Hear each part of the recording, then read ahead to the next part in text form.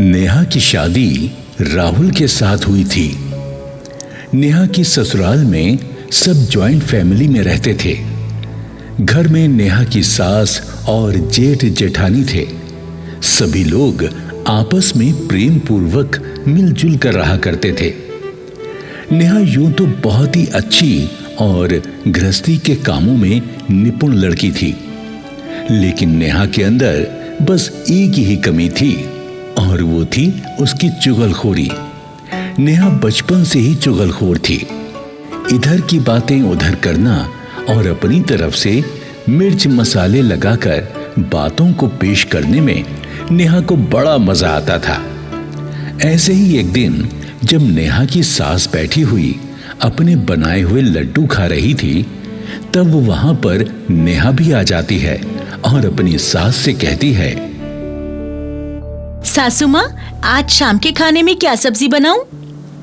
अरे बना लेना जो तेरी समझ में आए।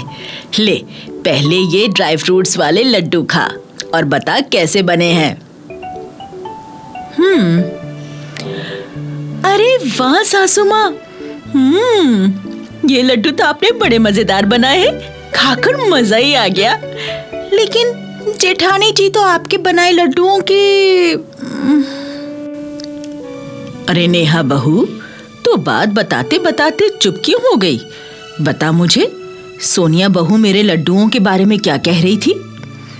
सासू माँ, मुझे चुगली करने की आदत तो है नहीं, पर जब आप पूछ रही हैं तो मैं बता ही देती हूँ। सोनिया दीदी कह रही थी, बुढ़िया ने बड़े घटिया किस्म के लड्डू बनाए हैं। लड्डू खाकर मेरा तो गला भी खराब हो गया है। अच्छा, सोनिया बहू मेरे बारे में ऐसे विचार रखती है? मैं तो आज तक उसे बड़ी भली समझती थी। बहू, तू उसकी हर बात मुझे बताया कर, मैं भी तो देखूं वो नास पिट्टी मेरी कितनी बुराई करती है। ठीक है सासू माँ, आपका हुक्म सर आंखों पर। उसके बाद नेहा वहां से चली जाती है। नेहा की जेठानी सोनिया अपने कमरे में बैठी हुई अपने गहने देख रही थी कि तभी वहां नेहा आ जाती है और एक सेट उठाकर देखने लगती है और कहती है, अरे वाह सोनिया दीदी, आपका ये हार तो बड़ा सुंदर और कीमती है। ये जरूर आपकी शादी पर सासू माँ ने दिया होगा, है ना? नहीं नहीं, ये सेट और ये सोने के 6 कंगन मुझे मेरी मम्मी ने दिए थे। अच्छा, तो फिर सासू माँ ने मुझे ऐसा क्यों बताया कि तुम्हारे मायके से सिर्फ एक पतली सी सोने की चेन और एक जोड़ी झुमके आए हैं? क्या सासू माँ ने तुमसे ऐसा कहा? ये सारे गहने मैं अपने मैके से ही तो लाई हूँ। इन ससुराल वालों ने मुझे कौन सा हीरे जवाहरात चढ़ाए थे? अब मैं क्या कह सकती हूँ दीदी, देखो चुगली करने की मेरी आदत तो है नहीं, पर जब सासू माँ ने मुझसे ये बात बता ही दी तो मुझसे रहा नहीं गया और मैंने ये बात आपको बता दी। अरे अच्छा हुआ जो तुमने मुझे बता दी। सासू माँ की मन की बात मुझे भी तो पता चले। देखो, अब से तुम वो हर बात मुझे बताना जो सासू माँ मेरे लिए तुमसे कहेंगी, ठीक है? ठीक है दीदी, मैं आपको सब बातें बताऊंगी। उसके बाद नेहा वहां से चली जाती है। कुछ दिन गुजर जाते हैं।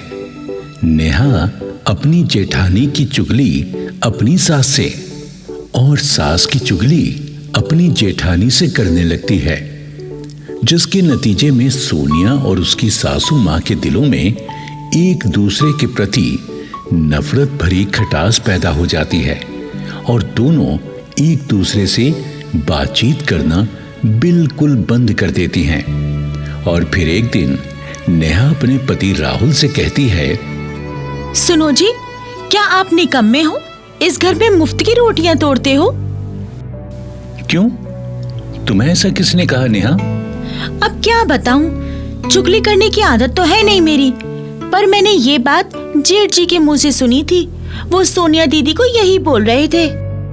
नेहा की बात सुनकर राहुल का मूड खराब हो गया। हद हो गई, रोहन भैया ने इतनी घटिया बात मेरे बारे में कैसे बोल दी? अरे मैं तो हर काम में उनसे ज्यादा मेहनत करता हूं। मुझे लगता है अब हमारे बीच बंटवारे का समय आ चुका है। नेहा राहुल के मुंह से बंटवारे वाली बात सुनकर मन ही मन अपनी चालाकी पर मुस्कुराने लगती है। फिर 2 दिन बाद जब सोनिया शॉपिंग करने के लिए मार्केट चली जाती है तो नेहा का जेठ रोहन ऑफिस से आ जाता है और सोनिया को पुकारता है। अरे सोनिया, ए सोनिया, अरे भाई बड़े जोरों की प्यास लगी है, मेरे लिए पानी लेकर आओ। तभी नेहा पानी लेकर आती है और रोहन से कहती है, सोनिया दीदी तो शॉपिंग करने गई हैं। ये लीजिए पानी। रोहन भाई साहब, वैसे तो चुगली करने की मुझे आदत है नहीं, पर एक बात है जो मैं आपसे कहना चाहती हूँ। हाँ हाँ बोलो, क्या कहना चाहती हो? भाई साहब, आपके छोटे भाई ना आपकी बहुत बुराई करते हैं, जो कि मुझे सुनना बिल्कुल अच्छा नहीं लगता। अच्छा, क्या कहता है राहुल मेरे बारे में?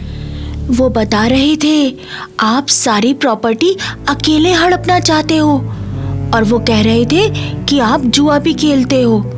आप ऐसा करें, प्रॉपर्टी का बंटवारा कर लें, फिर आप अपने हिस्से की प्रॉपर्टी रखना, जो जी चाहे करना। नेहा की बातें सुनकर रोहन का पारा चढ़ जाता है। ओह, तो राहुल मेरे लिए अपने मन में इतना जहर रखता है। मुझे उससे ऐसी उम्मीद नहीं थी। ठीक है, वो अगर बंटवारा ही करना चाहता है तो मैं जल्दी ही बंटवारा कर दूंगा। और ये कहकर रोहन अपने कमरे में चला जाता है। कुछ घंटों बाद नेहा की ननद कविता भी अपनी ससुराल से आ जाती है और अपनी माँ के साथ बैठकर बातें करने लगती है। अरे माँ, आप ठीक तो हो ना? और सोनिया भाभी कहाँ हैं? वो नजर नहीं आ रही। तेरी सोनिया भाभी पूरी मक्कार औरत है। अरे मैं उसे कितना लाड़ प्यार करती थी, और वो जी भर कर मेरी बुराइयां करती है। सोनिया भाभी तो ऐसी नहीं थी। वैसे आपको कैसे पता चला कि भाभी आपकी बुराइयां करती हैं? मुझे ये सारी बातें नेहा बहू ने बताई थी। तभी नेहा वहां नाश्ता लेकर आ जाती है। कविता दीदी, चलो नाश्ता कर लो। नेहा भाभी, क्या सोनिया भाभी आपसे मेरे बारे में भी कुछ बातें करती हैं? देखो भाई कविता दीदी, चुगली करने की मेरी आदत तो है नहीं, पर जब आपने पूछ ही लिया है तो बता देती हूँ। सोनिया दीदी तो आपको भिखमंगी चुड़ैल समझती है। एक दिन कह रही थी, कविता तो यहाँ मुफ्त के टुकड़े तोड़ने आती है और कई दिनों तक वापस जाने का नाम ही नहीं लेती।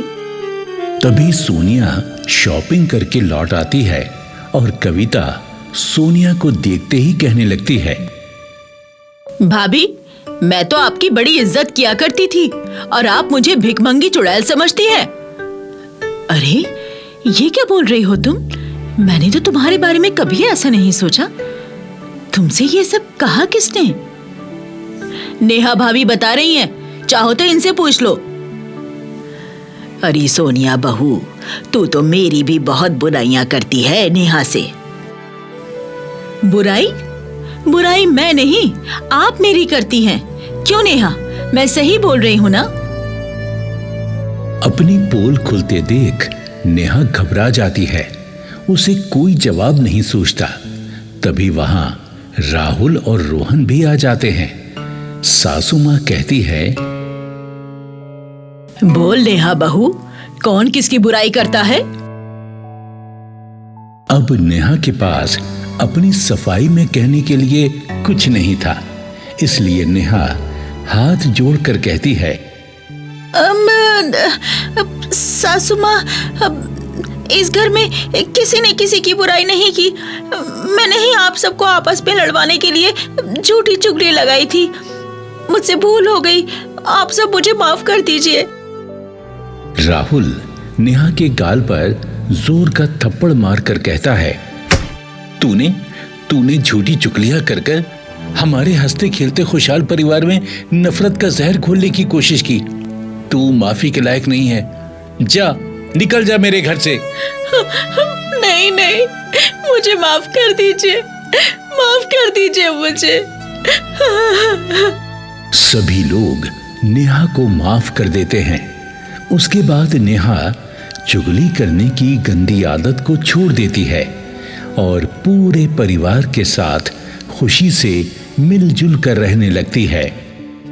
झूठी चुगली और बुराई करना बहुत ही घातक होता है। ऐसा करने से आपसी संबंधों में दरार पड़ सकती है और पोल खुलने पर अपनी इज्जत पर भी दाग लग सकता है। इसलिए चुगली जैसी बुराई से हमेशा बचना चाहिए।